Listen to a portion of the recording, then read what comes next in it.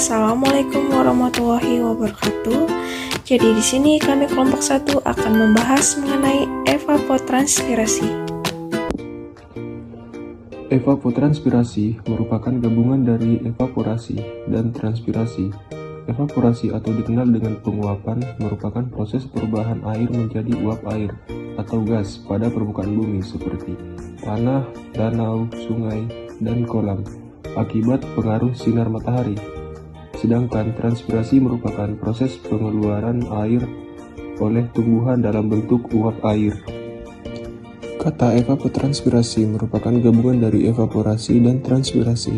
Evaporasi atau dikenal dengan penguapan merupakan proses perubahan air menjadi uap air atau gas pada permukaan bumi seperti tanah, danau, sungai, dan kolam akibat pengaruh sinar matahari.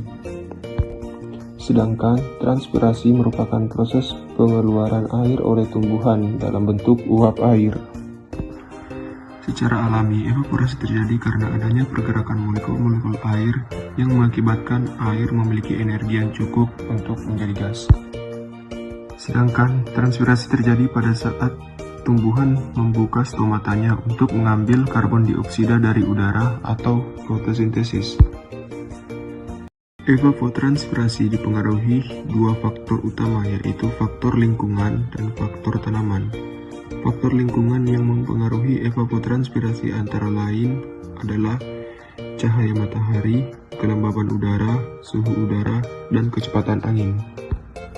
Sedangkan faktor tanaman yang mempengaruhi evapotranspirasi antara lain yaitu umur tanaman, jenis tanaman, dan kondisi tanaman.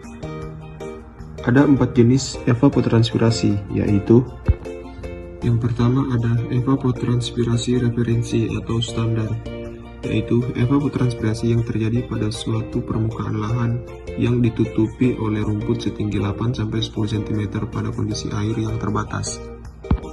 Yang kedua adalah evapotranspirasi potensial, yaitu evapotranspirasi yang terjadi pada saat jumlah air yang tersedia melimpah dan tanaman dalam kondisi sehat. Yang ketiga ada evapotranspirasi tanaman, yaitu evapotranspirasi yang terjadi pada saat air yang tersedia optimal dan tanaman dalam kondisi sehat sehingga produksi tanaman dapat optimal. Kemudian yang keempat ada evapotranspirasi aktual, yaitu evapotranspirasi yang terjadi pada saat jumlah air yang tersedia terbatas.